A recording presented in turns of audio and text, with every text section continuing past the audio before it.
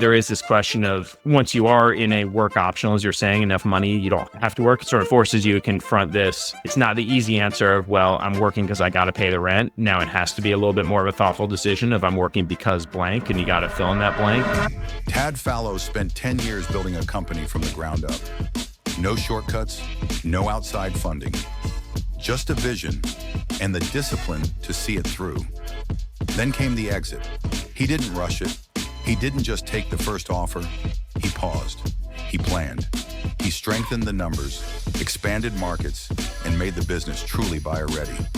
And when it was time, he exited on his terms. But what came after surprised him. The silence, the space, the sudden question of what now? Tad took that question and built something new. Long Angle, a private peer group for founders navigating life after liquidity. Because the hardest part of the exit is what happens next. If you're both not putting the pressure on yourself of, I got to figure this out in 6 months, or it has to be a world-changing thing, or it has to be a forever thing, I think just kind of being a little bit easy on yourself would be my takeaway.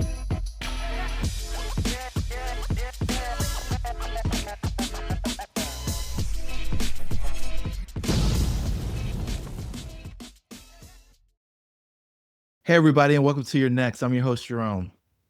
You're in for a treat today.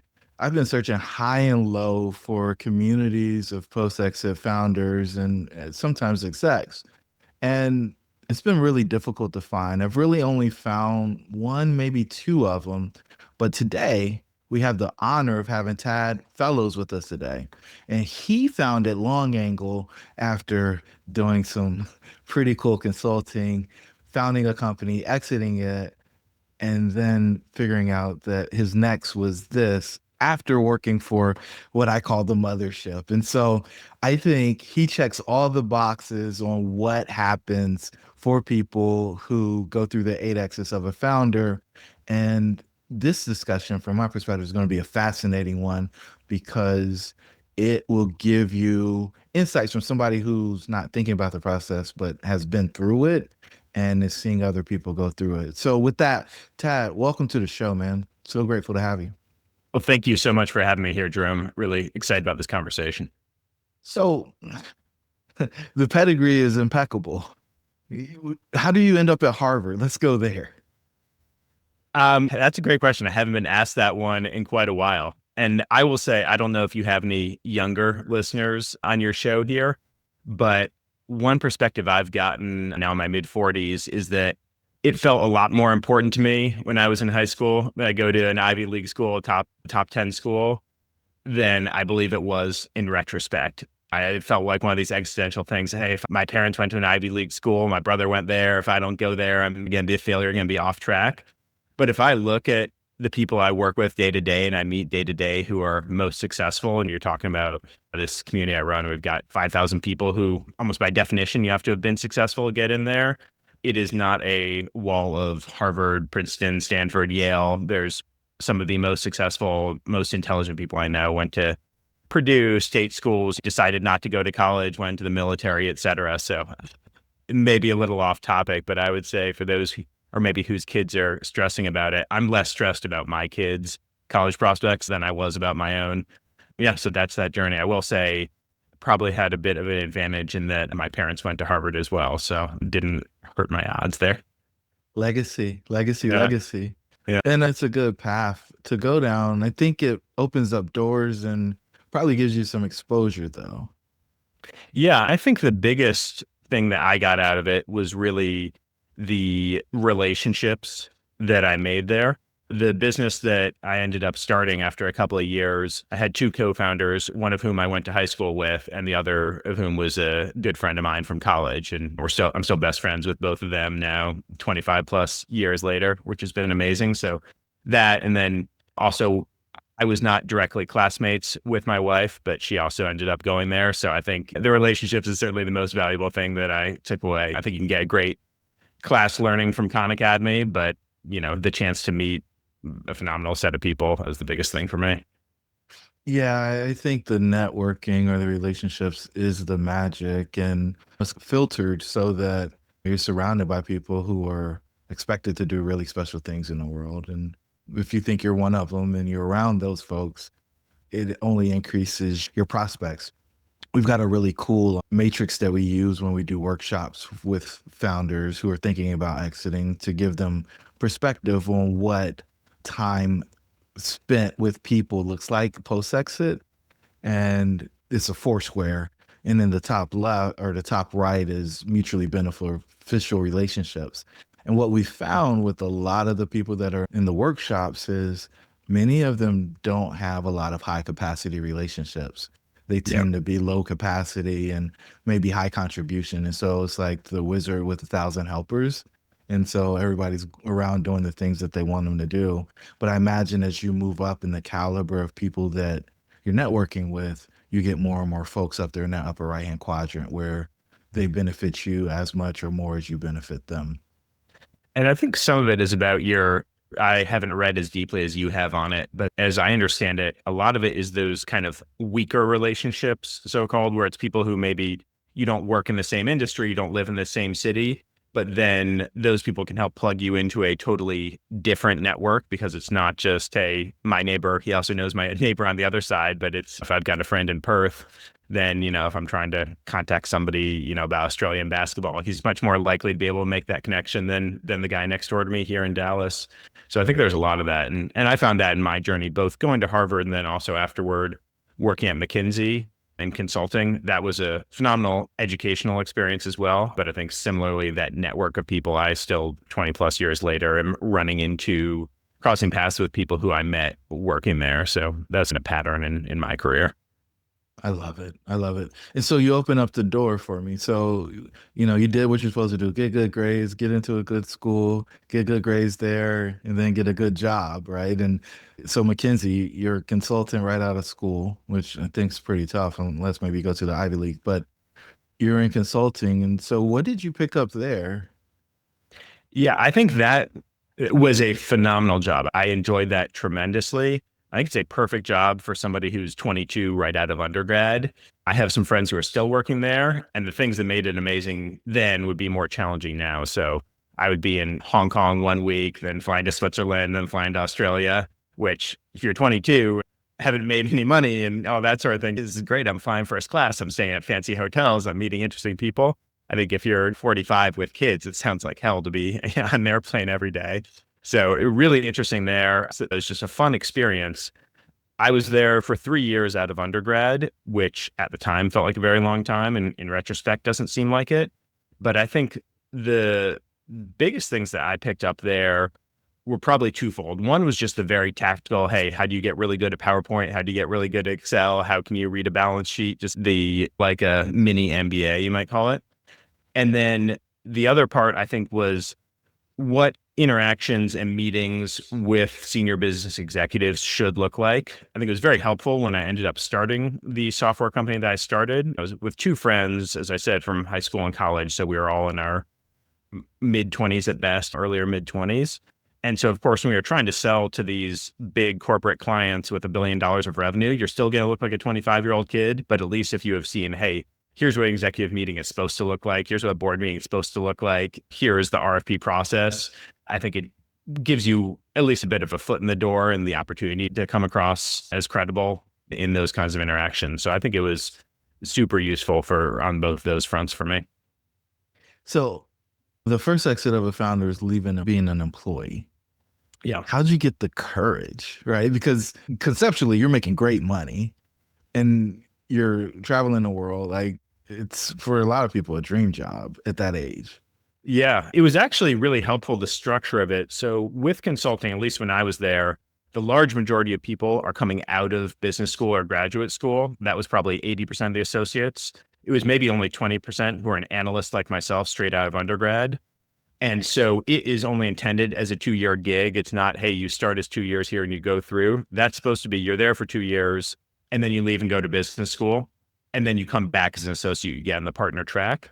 Now, there's some chance you say, okay, maybe I can skip the business school and kind of go direct to associate or get on that partner track initially. And I had some friends who did it. But there was a forced process there where they said, hey, look, your 2-year analyst thing here is over. And I talked him into a third year. I said, now I really like this, can do one more year, but it was really push you out the door there.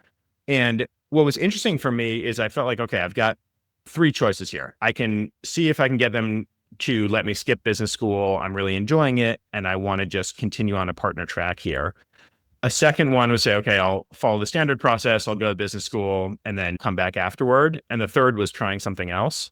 And although I love doing it, I felt like, hey, I'm not ready to get on a partner track right now. And the biggest thing was I found the work really interesting, but for myself. I had a passion for, oh, this is really cool to learn about this stuff, travel interesting places, meet interesting people. But do I really care whether GE or Siemens is making more money? Like, no, in my heart of hearts, it doesn't really matter to me. And am I long-term going to be happy to be up till midnight working on this deck for a client I don't really care about? And as I looked at the partners there, really to their credit, they had a passion for their clients. They believed in it deeply.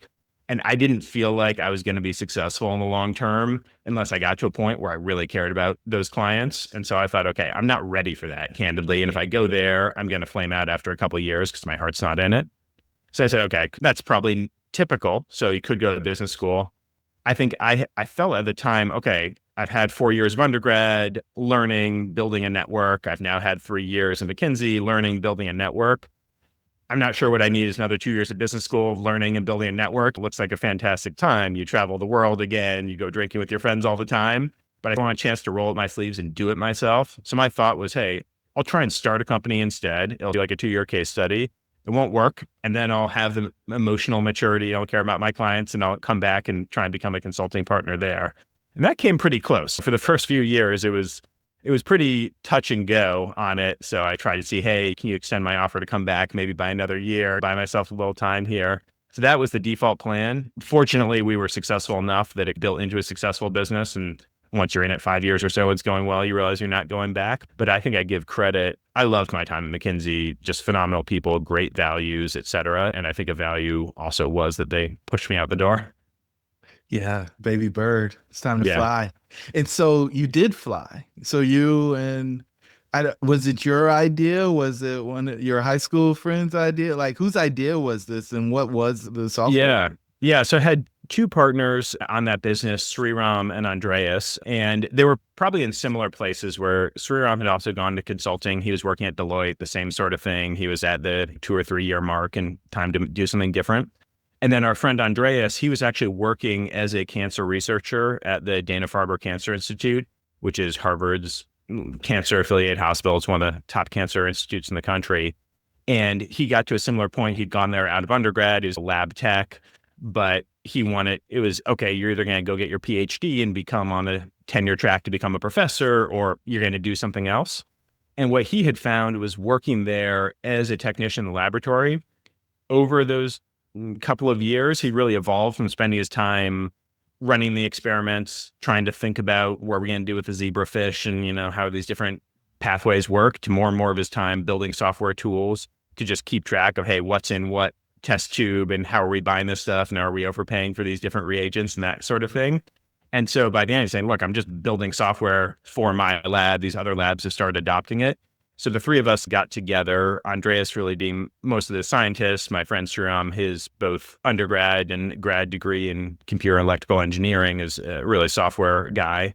And then myself as a bit of the suit, as they said in Entourage, just the one who would do the sales and that sort of thing. So we decided, hey, let's give this a shot. We moved in together, this triple decker in not a great part of town. We're not fully heated and had that sort of, if you've seen Silicon Valley, like you're living the incubator there, and had that experience for a few years. And then, that was in Boston, or where was that? Yeah. Oh, in Somerville, which is a not super fancy suburb of Boston.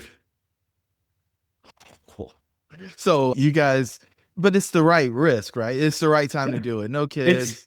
Yeah, exactly. Spouse, you can either do it once you're in your mid 50s, you got enough money to retire, your kids are well established, or you can do it the other end of that barbell, which, it was the right time to do it. Again, no mortgage, no spouse, no kids, no responsibilities. Basically, if we can pay for the ramen and pay for the parties on weekends, then it doesn't take that much to do it. I think we had 6 guys living in our house we found on Craigslist, all kinds of just, again, really fun. I think it's a great experience for somebody at that age of life, if it's a passion. You were saying, how do you get the courage to do it? A thing that in retrospect has occurred to me as I worked at other companies and interacted with extremely smart, extremely hardworking people who work as managers there talk about, oh, I would never have the courage to do that. I think there's a false perception of the amount of risk that's involved in going your own way. If you think about the entrepreneur running a company, and let's say he's got 50 people working for him, one of them says, oh, I wouldn't want to take the risk of starting a company. If the company's sales goes down, it's not the CEO who's laying himself off. It's one of those employees who's getting laid off. So I think no matter what organization you're in, you are at the mercy of the success of that organization. As an entrepreneur, you have more of the levers to pull. If you do a great job, it's pretty likely the company's going to do well. And if you have to downsize, you're the one who's going to make those decisions. So now there's no risk involved, but I think it is less of an uptick in risk than it might appear to somebody who is just an employee at a more established corporation. Yeah, I think many people struggle with the thought of it's on me, right? They loathe the idea that the buck stops with them. And there's a group of people who want the ball when the game's on the line. And that's not for everybody because the fear of failure is the other thing, right? So as a CEO of a startup, if it doesn't work, you got to blame yourself. You can blame tariffs or the market if you want, but like at the end of the day, I think it's really on you. As an employer, you can say, "Oh, those mean people, they laid me off and I did a good job. I can't believe them." Yeah, So I think you're right. And I would also just say, in terms of the emotional one, I wouldn't recommend that anyone start a business by themselves. I think having a partner or a couple of partners creates both you're going to have a diversity of skills, you're going to have more manpower to throw at things. But I do think emotionally not feeling like during those lows that you're by yourself, but you've got other people to work with there, I'd recommend that to anybody. co-founder world. So you guys started a tech company on the wrong coast in the Northeast where it's pretty cold and Yeah. you figure it out and you get the plane off the ground and eventually you have employees and you're doing all the stuff. Then Allegiant or Agilent buys it? Yeah. So I would say we didn't just start it in the wrong coast. We also started before this software as a service model was really an accepted thing. And so we started in 2006. And I would say for the first probably 4 or 5 years, there was this level of skepticism on, okay, you're trying to sell, I'm running a hospital or I'm running a university that's billing hundreds of millions a year. You're trying to sell me enterprise management software here from some 25-year-olds who are writing this stuff in the cloud. What happens if you guys, where is my code living? Where is my data living? I think ultimately it's a better business model and everybody accepts it now and it's better for the clients, et cetera. But there was a pretty high level of skepticism from IT and others. And we ultimately found that we wanted IT to be in the dark about this purchase until the purchase was finalized. And then they had to help us integrate to SAP. But if they were involved in that decision process, again, toward the end, once we were established, had a lot of reference clients, et cetera, is fine. But for your client number 1 or 2, I think IT and procurement were my 2 worst enemies. One to just be talking with the business buyer themselves. But yeah, so we grew it for about 10 years. And we actually had a remarkably consistent growth rate where it was 40 to 50% top line every single year, which sounds great, except that we started, I think we were 20 grand the first year, 30 grand the second year, 45 grand the third year. And so, that 50%, once the ball's getting going, the last year you're going, okay, we're going from 5 million to 7.5 million, something like that. Okay, this is great. But when it's splitting that across 3 mouths to feed, and we didn't take venture capital, partly because when we started in 2006, you say, okay, maybe logically you're taking money in 2007, 2008. That was not a great time to be raising money. And also the market we were going after, pretty niche-y, which is very defined vertical of large research institutions. So your top universities, your places like Harvard and Stanford that we were talking about, or similarly Oxford in the UK, University of Sydney in Australia, places like that. So it was a very niche target. So Microsoft, doesn't want to sell something with a few hundred million of addressable market. But that's actually a good thing in the end, because then you're not competing against Microsoft. There's sort of room for there can be one healthy company there. And so, yeah, we grew it it was almost 10 years to the day of when we sold it from when we started it. And I would say that probably for the first handful of years we talked about, it was, hey, this is a fun experience. I get to work with my friends. I learn a lot. And then I'm going to go to my real job later. And then it got to a point where we've got maybe 20, 30 employees. No, this is really working. We're actually able to pay ourselves money now. We've got 50 reference customers and they're actually finding value in the software. It feels like real business. And then I would say when we looked to sell was when it got to the last couple of years and you realize, all right, this is actually a pretty valuable thing. And I have 99% of my net worth in this one illiquid microcap stock and I need to diversify this. And it no longer goes from, hey, if it fails, it was a fun learning experience. Like if it fails, I'm going to be very upset. And so we said, all right, this is probably a good time to look at a liquidity event here, because also not having taken VC and trying to maintain that growth rate, we were just putting every dollar back into the business. And so any given month, you'd have best case, a couple months of payroll, worst case, a couple of days of payroll there. And we never ran out of money, but it felt like it was only going to take one payroll when you couldn't meet payroll for there would be a serious problem. We didn't really want to wait around for that one bad month to happen. And yeah, I'm happy to talk a little bit if you'd like about what that journey was of trying to find the right buyer. And it sounds like that may be something that's relevant to your audience. It was, I'd say, probably 2 years from when we started looking at that seriously to when we actually executed a transaction. One of the other things that started us looking at seriously is we had got an unsolicited inbound offer from a company for whom we had a lot of respect. They were another software as a service company. They were like us, but 5 years ahead. So they were serving a lot of the same customers. We saw them at a lot of the same conferences, but we weren't competitive at all. I thought their founder was a super compelling guy. So just chatting at him at various events, I thought they were good. And I think there was a bit of mutual respect there. So they came to us and said, hey, if you'd be interested, we actually recently sold. We're looking to do a bit of a roll up. Do you guys want to partner together? And we went and visited them in person. We thought there was a lot of synergy in terms of the values and objectives. But we said, hey, we're only going to get one shot at this. Let's make sure we do it right. And the number was not so overwhelming that it was like, okay, you have to take this deal. I thought it was fair, but not overwhelming. So I ended up partnering with an investment bank, this company called Software Equity Group. I'll say their name because I was just really grateful for all the support they gave.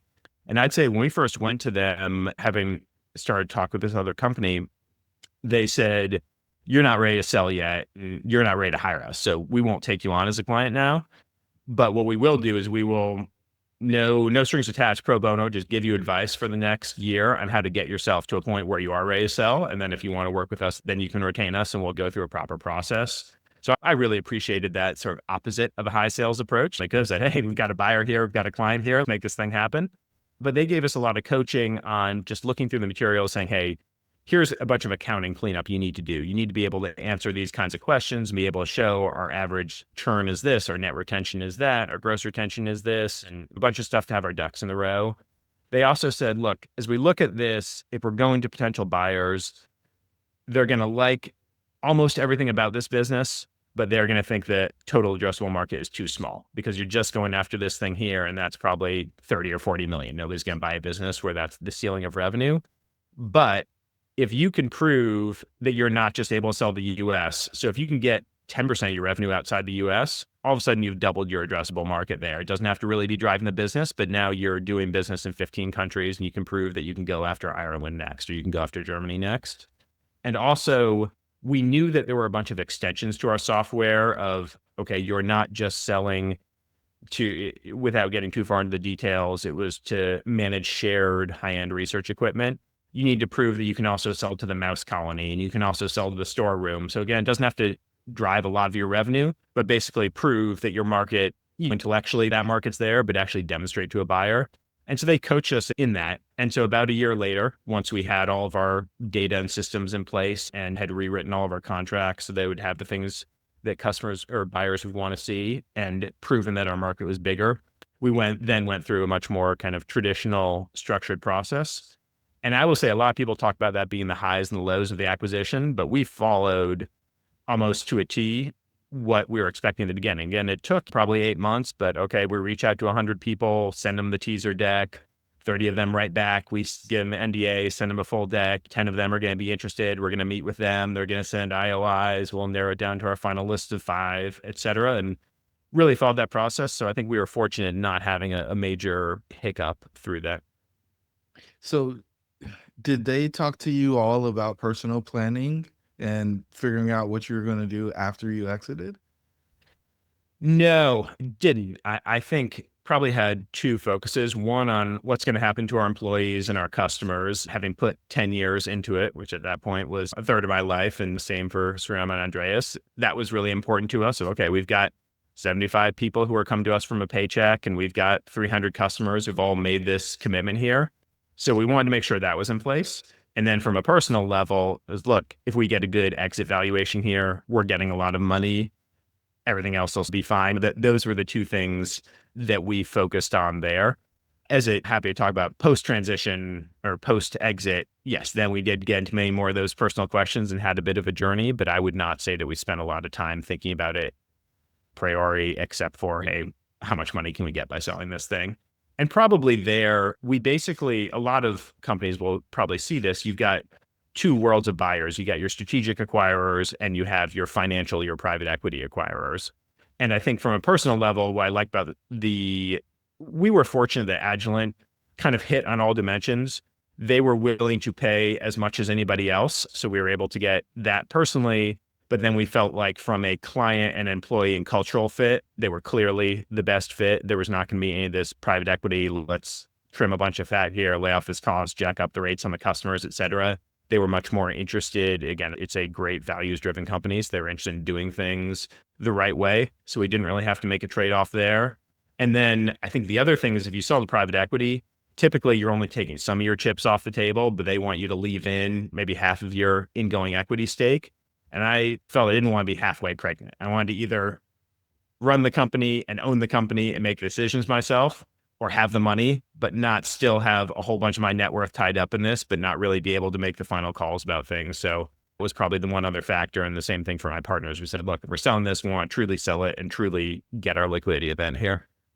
So you got all your cash up front, but you still worked for them on the backside? Yes, we got all of our cash up front. They gave us a lot of stock options or stock units to incentivize staying, and we sold in 2016. So it ended up being a pretty bull market for tech. So that stock probably went up 4x while we were there for 4 years. So as there was a 4-year vest, it didn't go in as a big percentage of the exit value, but it turned into a large percentage of the exit value. But again, that was not tied to our small business. That was tied to the 25,000 employee overall company. Wow. So it wasn't an earnout. It was just, hey, we want you to stick around and help thing. That's right. That's right. Wow. And so most people don't stay for very long. I often find most founders are frustrated after 6 months, but you were there for over 6 years. So is it just because you guys had a good cultural fit and integration was smooth? I think if probably being more honest than I should be on a podcast here, I would probably put myself in that camp of getting frustrated pretty quickly. And so probably stayed longer than I should have. It wasn't 6 months. I would say for the first, I thought going into it that I would be a lifer there. I'd say, okay, this is a company whose values I can really get behind. They're successful financially. They're smart people working here. I've worked at McKinsey before, so I know what a Fortune 500 company looks like. Went in with a plan for a long-term career. And I'd say for the first year or two, I felt like I was on that track. I thought my boss was just the best guy ever, and he was going to retire soon. So I'd try and see if I could get his job. I think then after a couple of years in there was a combination of, okay, well, no, you can't get his job. And that's fine. But I think what became clear to me is the reason I couldn't get his job and the reason I wasn't being as successful there as I wanted to be is that the things that you enjoy doing as an entrepreneur are not what it takes to succeed in a Fortune 500 company. It was, well, you can't get his job because you don't have a relationship with Mike and you don't have a relationship with Joe. And again, as I'm trying to look at, hey, what do we need to do? I came in starting to run that same business that I'd sold to them. And I'd say, okay, I want to go sell to this set of clients. And so I was talking with the sales team and how are we going to craft the proposal for these clients in Canada? Because Canada's a big growth market. And I got slapped on the wrist by the sales team saying, hey, you're interfering in our business here. That's not your job. You're not in sales. Like, stop messing with that. And then I had a client came to us and said, hey, we want to prepay $500,000. I was like, all right, this is great. They want a discount. They just want to prepay. And then accounting said, no, we can't accept, our SAP tools can't accept that. Just tell them to go with a different vendor.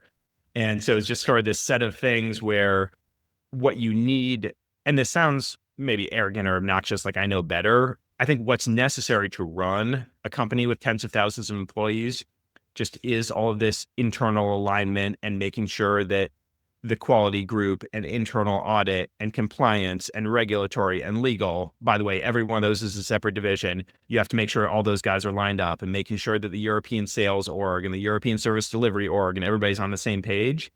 And you need that to run a complex organization, but I just did not find that interesting. I was like, I want to be either design this product or selling this product. I don't want to be just having a full day of meetings with other people who are also employees of the same company. None of them is going to buy a new product from me. We're just going to sit here and chat. And so I think I realized that, hey, I'm not going to be successful long-term at an organization where the definition of success is that internal stuff as opposed to building and selling. And so then I stayed there a little while longer because the stock had gone up a lot and it wasn't fully vested. And I had young kids and some very serious illnesses in the family and stuff like that. So it was a good time to say, hey, you don't have to work that hard. You get paid very well for how hard you're working. Wait a little while. But I probably knew after a few years, the longer term, it was going to make sense to move on to the next thing. So when you exited, were you work optional? I guess it depends how you define that. I think one question of that is where you are family wise. I had kids who were 1 and 4. And so I didn't really want to be spending their childhood just sitting around the house and it wasn't feasible. Oh, let's do all this cool travel here. So basically, we had to live somewhere and have a more conventional lifestyle. I think there's also enough money that for a certain lifestyle, you could have not had to work from that. But I think they're not that you can do whatever you want. And so I think, and I enjoy working. So I don't think I really, if I had hated working, if my wife had hated working, it's okay, let's design a lifestyle that fits within this more reasonable but budget with constraints. Or since we enjoy doing it and since we enjoy taking cool trips and having nice houses and stuff like that, it became, and again, since we wanted our kids to see us as working, I think it all made it logical to say, hey, let's keep working, let's keep making money, keep meeting interesting people, and keep being able to do fun things with that money. I love it. I love it. So there was the opportunity for more, basically. Yeah. I mean, you could have, it's interesting when I asked the work optional question, you're like, well, I guess I could do nothing. And I'm never encouraging people to do nothing. Is it optional? Like, do you have to go do this? And I'd say not for the lifestyle that we wanted to lead. Yeah. And so you stay, you do the thing. You saw the highs and lows, the ups and the downs. You got tremendous growth on the stock awards that were given to you to hang around. Yeah. And you get what you pay for with those, right? If you got to stay, then that's what you're going to get, somebody staying. Yeah. And so you then leave that role and now you're back in the wild. So what's long angle? So that's been a really fun experience, being back in that kind of entrepreneurial growth sort of environment. So what this was after this exit, if you look on the kind of personal finance side, so my partners and I, we basically had paid ourselves almost nothing for the last 10 years. So we were in our mid 30s, but didn't really have any more money than we'd had in our mid 20s. And then we, on one day, had this very abrupt net worth change. And so adding a 0 to the net worth, you all of a sudden have a bunch of new questions that you had never encountered before. So some of that was things like on the tax side, where tax had never been significant. And now I see what Mitt Romney's complaining about with taxes. And you think about something like estate planning. You think about investing, things like access to alternative assets and private equity. Or you think more on the personal side of, okay, I think a lot of entrepreneurs, the reason that they have been successful was they had to develop a lot of grit through their careers, and they had to figure out how to be scrappy, make do with less, that sort of thing. And then say, okay, well, depending what I do with this money, my kids won't necessarily have any of those experiences there. So how do you think about having wealth be an advantage rather than a hindrance to them? So, and things like, okay, well, if I have more money to spend on health and fitness, or if I have more money to spend on travel, there's sort of a suite of new questions that had not been there before. And it felt to us like all of the relevant advice was coming from Goldman Sachs. And we didn't want to get advice from somebody who's trying to sell us something. We wanted to get advice from people who were in the same situation. And so first person knew we were going through, but did not have a vested interest in kind of what answer they were giving us. And so we basically started just on the side while we were still working the acquirer, said, hey, let's put together a glorified Slack channel of a dozen of our friends who either are entrepreneurs who sold their companies, or maybe they're guys who started hedge funds, or they've been at NVIDIA for the last 10 years and are now doing very well. So people who are in that same situation. It then turned out that need was a lot more broadly felt than we expected. So we call that group long angle. And then when we left Agilent was when that really started growing. We said, hey, let's actually spend time growing this as a real community. And so we have taken it from just that online discussion to a broader set of things. So there's no membership fee. That's right. So we didn't start this really as a business. We started this as just, hey, you, Jerome, are in the same situation. Let's connect and talk about how do you still instill grit in your kids? Or, hey, what do you think about investing in private equity? Or how are you doing your estate planning? Or how do you get 10 million of umbrella insurance? Some of these kind of more esoteric questions.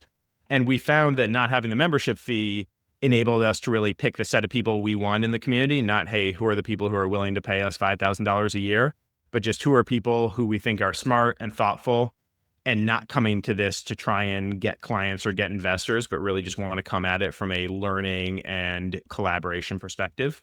So initially it was just this online discussion. As we were going, there became a set of things that were very niche needs for people in this situation where people said, hey, now that we have this scale, I can't find any solution for X. Maybe we can build this together. And some of those things ended up naturally generating revenue, which is what has allowed us to hire people and build it as a business. And so specifically, probably the biggest thing there is a lot of people said, hey, I don't want to hire, again, your Goldman Sachs or UBS, a wealth manager to manage my money. If they're going to charge me 1% and I have $10 million, that's $100,000 a year post-tax I'm paying them. I don't want to do it. I can do that myself. But I do want access to alternative investments like private equity, private credit, oil and gas, litigation finance, search funds, stuff like that.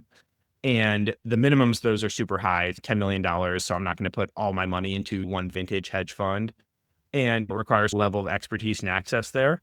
So we started basically setting up syndicated investments into some of these alternative assets where we as a community would say, okay, if 100 people each want to invest 100,000, we could hit that $10 million minimum. We can also take advantage of basically the collective expertise here to access and underwrite it. So if you look at something like search funds, which are a phenomenal asset class, it's like a micro PE sort of strategy.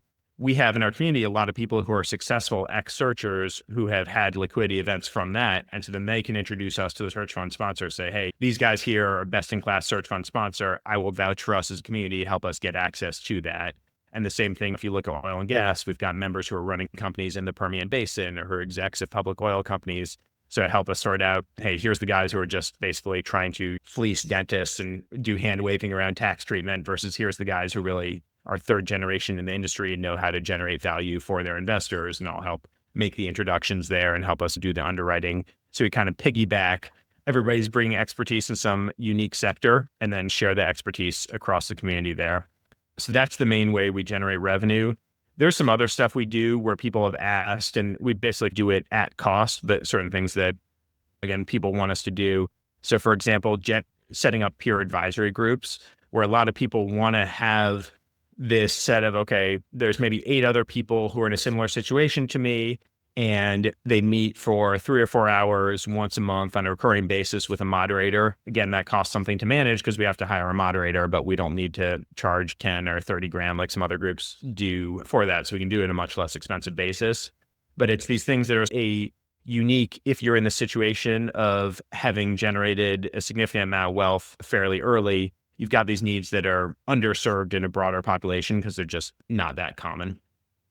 And so it reminds me of Tiger 21 in some regards with the investment focus and the access to alternatives that most people would never even know exist.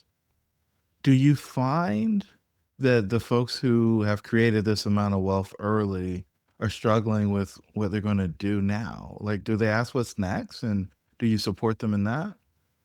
Yeah. So I'd say similar, as you're saying, to Tiger 21, probably just with a bit of a younger basis. I think people maybe, my impression, Tiger is typically maybe people more in their 60s who've gone through, they built this company for their career. And I would guess on average, they're looking to move into a different phase there. It's maybe not, hey, you're not 80 and just want to hang up your spurs, but you're also not 40 and open to starting another scrappy business from the ground up. Whereas our typical member probably is in their 30s and 40s, and almost all of them have kids still living at home. So they are thinking about what's next, but it typically is in that sort of more kind of mid-career phase there. There's no one, like in many things in life, there's no one right answer, right? You've got different people with different values and different perspectives, but you might put them to a few different groups. I think there's a lot of people who they just love being entrepreneurs and they love building businesses. So Elon Musk doesn't need more money, right? But he's still starting new companies. I think part of it, he's got his own special issues, but I'm sure part of it is he likes and thinks he's good at starting companies. So he wants to start another one. I think there's probably a lot of that and especially if you have gone through, I think what I described as my journey of working at Fortune 500 is the least unique thing out there. Everybody who sells their company at Fortune 500 ends up hating it and wanting to move on to something else. And so I think they realize, hey, I enjoy building a business with people I care about and where I'm making decisions myself. So I think there's a lot of that, of people being second and third time founders. I think there's a set of people who say, hey, my passion is in the business. I stumbled into it. I earned a lot of money and I do want to just spend my time focusing on my family and travel here. And so they'll maybe move to Portugal for a few years and just, I don't know if they're homeschooling their kids or they're getting passionate about surfing, but who are just embracing their lifestyle. I think there's some people who say, hey, I want to work actively, but I want to really focus it on more of the nonprofit or minimal profit and giving back perspective. So you probably get that whole spectrum there. But there is this question of once you are in a work optional, as you're saying, enough money, you don't have to work, it forces you to confront this. It's not the easy answer of, well, I'm working because I got to pay the rent. Now it has to be a little bit more of a thoughtful decision of I'm working because blank, and you got to fill in that blank. And I think a lot of people also don't, maybe some of the more emotionally healthy people don't hold themselves accountable to having a perfect answer to say, well, I'm thinking about it. And in the meantime, I'm working because I enjoy it and I'm good at it. And I'll come back to you when I have a real answer about the impact. But I don't know that everybody is holding themselves the bar of having a perfect answer versus a good enough answer for right now. Yeah, I asked the question specifically because we find people get stuck in what we call the founder's exit paradox. They get out, and if you work for the mothership, then you can just wade your way through it because there's stuff going on, and the sea of busyness kind of takes care of the introspection. But for the ones that get a clean deal and they're out in the wild, who am I? Who should I be talking to? What do I do with this extra 40 to 60 hours a week? Am I healthy? What do I do with the wealth? And I think you guys have the prosperity piece nailed, or at least the wealth piece nailed. But I just wonder if there's challenges for people in the community who are dealing with those 6 centers of doubt that we think about. And the big one is, does my life matter? I think that one comes up more often than anything else. Yeah, I think that's exactly right. And I think a lot of it, I'm not telling you anything you don't know, but there's that, whether you call it hedonic adaptation or just people have a baseline level of how they feel about life. So if you were unhappy building your company and all of a sudden you sell it and you've got $10 million, you're going to be happy the day you sell it. And you'll probably be happy the month after you're taking a trip to Hawaii. But a year later, you're basically going to, whatever problems you had, if you weren't happy in your marriage, you're still unhappy in your marriage. Or if you were happy, you're still happy. So I don't think some people might say that it makes you however you were, but more so. And I think it depends on your level of wealth. If you've got $500 million and, you're buying basketball teams or you're buying private jets or something like that, you may be more extreme. I think most people in our group are in that kind of 5 to 100 million. So they can do stuff, but they can't do the totally crazy Elon Musk stuff. But yeah, so I think, but whatever your problems are, as you said, your problems are still there. I think to be really reductive about it, I think a lot of it comes down to family. And especially as people are looking for meaning, they say, okay, well, I found my meaning in work. I had the big exit. I achieved what I can achieve there. And maybe I'll do it again, but I know what that looks like. And so I think a lot of them do really end up focusing on their kids. And I think especially if you're fortunate, I was very fortunate that I sold the company when my kids were 1 and 4. So in that next phase, when I was working for the acquirer and not putting in the 60-hour weeks, I could really be there at carpool and pick up and the soccer practice and that sort of thing. And I know that I personally have found a huge amount of meaning in, I was At one point, my son was talking with, this is when he was little. I don't know if he still says this today, but he was talking with 5, and his teacher asked him, well, who's your best friend? He goes, well, my dad's my best friend. I was thinking, yes, that's the best thing I could get, is that my son feels that way. So I think that's probably it for a ton of people. And it may be, as you get older, then you have that next transition. Okay, I'm an empty nester now. Thankfully, I'm not in that position personally yet, and I'm terrified of getting there. But that will probably be another one of, okay, you can't use the excuse you need the money, and you can't use your excuse that I'm like busy raising my kids. What am I doing now where I'm finding meaning? And I'd probably have to get back to you on that one, because I don't know what that looks like. Yeah, we spend a lot of time with folks that are navigating that. And it's really interesting to see where people run and hide. But at the end of the day, I think what you guys are building is a lifeline, because loneliness is a real thing and it's a real challenge for folks, because the relationships that you mentioned earlier usually are based on proximity. You might have some deal friends, but you're really looking for real friends, and the real friends are going to be found through the common interests and the struggles that you go through together. And you're putting them in situations where they can do that as a team. I wanted to ask you before we wrap up, after the sell, did you have the experience with Exit Paradox? Were you questioning the stuff, or were you just able to move into the general manager role and just keep on rolling? I think I never looked back on whether it was a good decision to sell the business. I suspect if we had stayed there longer, if we continued to put up the growth rates we had, even if the growth has slowed down a bit, probably could have made more money. But I have never regretted that. I think there's something around, if you have 10 times as much wealth, you're probably twice as happy. So there's declining marginal returns of trying to grow it that much more and risking things blowing up there. And especially, as I said, personally, just given the stuff that we had going on, my kids being little and things like that, I think it was super valuable to be able to take my foot off the gas, which is really not an option when you're running the own business. I would say, in terms of, I didn't really become a general manager there. That had been my vision. I think probably the closest I came to a kind of existential crisis there was feeling like maybe I'm not actually a very good executive. As you said, I think if I look at my pedigree, I'm like, okay, you go to Harvard, you go to McKinsey, you start a company, you bootstrap it to a big exit, like you're good at this stuff. And I did feel like, oh, maybe I'm just like not very smart or like not very talented, because I just felt like I was just not successful there. And that was funny, because my wife would get on me saying, hey, you do not work very much. You get paid a lot of money. Like, what are you complaining about? And I was truly unhappy working there, because I think there's this sense of, and maybe this is for me personally, you can find meaning other ways, but at least if you have a job, so nominally, that should be a big part of your life, but you don't believe in it, you're not able to deliver results, people aren't very impressed with you, even if you're not working hard, that is a depressing situation to be in. So that was probably also part of what was exciting me about this chance to build this next community of, say, okay, I want to prove I'm actually able to do stuff again. I can actually put together something that people find value in. I can actually hire people who are smart and put them in good positions, see them succeed. And so a little bit of that kind of proving it to myself, this was not a one-hit wonder. Wow. Yeah, that's the thing they struggle with, right? Is have I peaked? Yeah. Was I actually good? I appreciate you sharing that, because I think a lot of folks try to skip over it. And it's the thing that is hiding in the shadows. Like, and when people encounter it, they think they're the only one.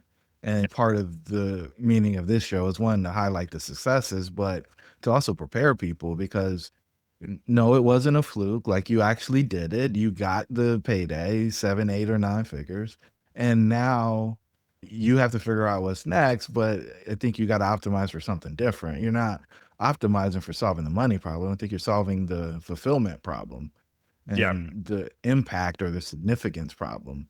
And so that was really awesome. I love how you got vulnerable with the group there. So if they want to find out more about Long Angle, what's the way to do that?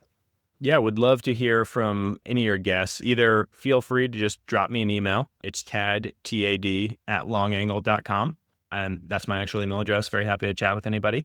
Or if they go to our website, we pretty open book there. So we share actually as much.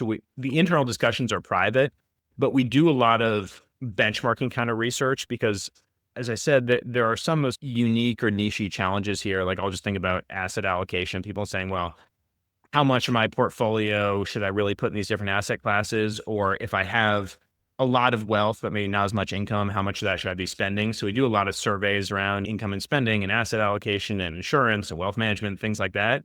And then we sanitize it so it's nobody's personal data, but we publish all that data on our website. So if you want to download our benchmarking reports on these various topics, you can go there and browse those. And then if it looks interesting, just feel free to hit that apply button. As I mentioned, we don't charge any membership fees, but we do curate who's in the community. So that will take you to an interview with one of our members who just volunteer members who talk with every potential member and just explain to them what the community is about, what we're looking to accomplish.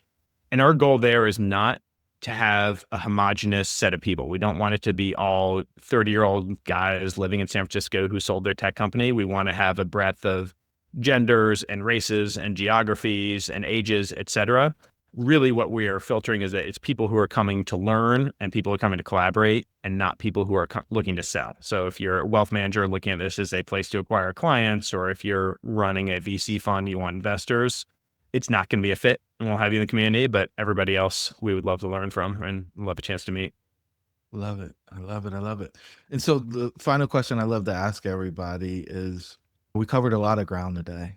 We ran through your career. We saw the highs and the lows of running a company and then working for the acquirer and then finding passion in helping people with the problem that you had.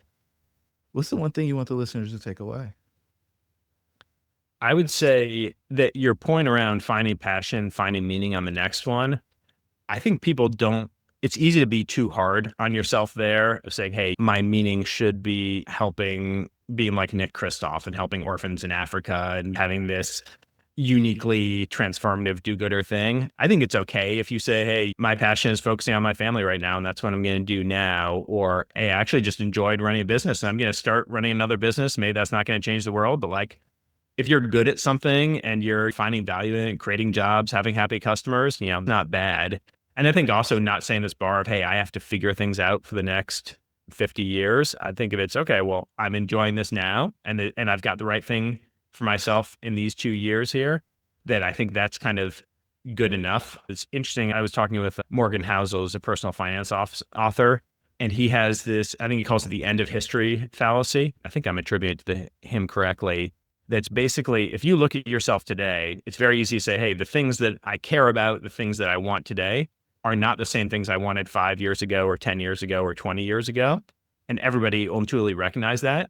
But then it's much harder to say, hey, 5 or 10 or 20 years from now, I'm going to have different objectives and different values and different things that are important to me. You think that you have reached the culmination today. And so I think if you're both not putting the pressure on yourself of, I got to figure this out in 6 months, or it has to be a world-changing thing, or it has to be a forever thing, I think just being a little bit easy on yourself would be my takeaway. Yeah, ease your way in, explore, and then see.